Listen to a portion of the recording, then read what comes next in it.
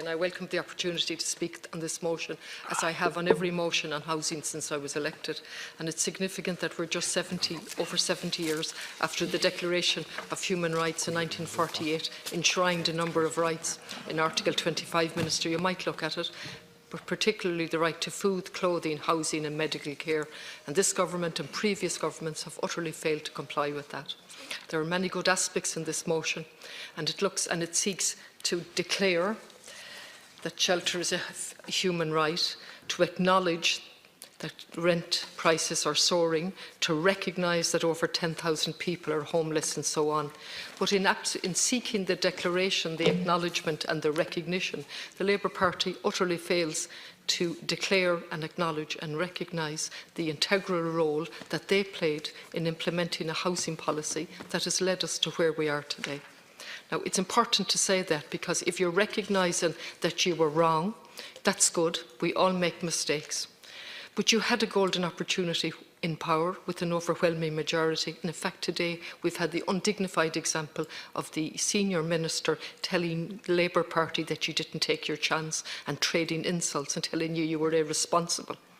But when you were elected in 2011, you were fully aware of the extent of the housing crisis, because construction of social housing had ceased in 2009. As an experienced councillor, we repeatedly, I and my colleagues, told you, invited you to Galway and told you, you are creating an absolute nightmare here without building houses. Did you recognise and tackle it? Quite the contrary. You intensified the reliance on the private market, which had utterly failed and continues to fail to provide homes for our citizens. You enshrined this reliance on the market in legislation, and you fundamentally changed housing policy by introducing the housing assistance payment and informing local authorities that it was the only game in town. Housing applicants were left with no choice. In a time of post-truths, it is really important that politicians stand up and be honest. Housing applicants are removed from the housing waiting list and have no choice but to take HAP. Security of tenure and home for life was gone with the stroke of a pen.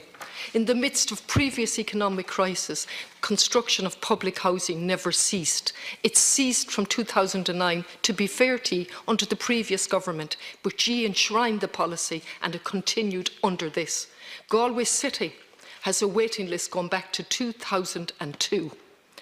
The rents are continuously rising. As has been mentioned already, the most recent report from Savill, 17% rental price over the next 3 years. The average cost to rent is 1,347. The caps under HAP and the various schemes are much lower than that. Galway rents have risen by 47% since 2008. IBEC, for God's sake, are calling on us to have a public construction programme. That is exactly what we need on public land. And really, it is tragic.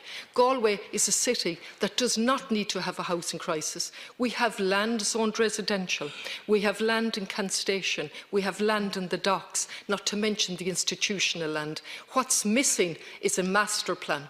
Lately, the government recognises that there is a crisis in Galway and they've set up a task force. Minister, you might update us on when that task force has met, what aims they have, and whether they're going to give us 3 quarterly reports. My time is coming to an end. I support much of the motion and I support the amendments put in by Sinn Féin and Solidarity. Thank you.